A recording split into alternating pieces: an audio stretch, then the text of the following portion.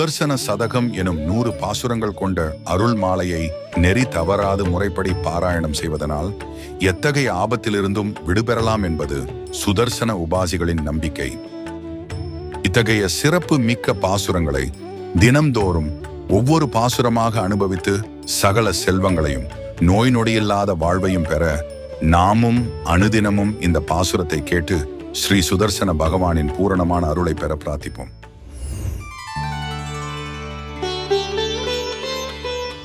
द्वात्रिंशत्षोडशाष्टा प्रभृतिभृतभुज स्फूर्तिभिर्मूर्तिभेदैः कालाद्ये चक्रषट्के प्रकटितविभवः पञ्चकृत्यानुरूपम् अर्थानाम् अर्थितानाम् अहरहरखिलं निर्विलम्बैर्विलम्बैः कुर्वाणो भक्तवर्गं कुशलिनमशुलम् அவதாதாயுதாகிராமநிர்வஹ.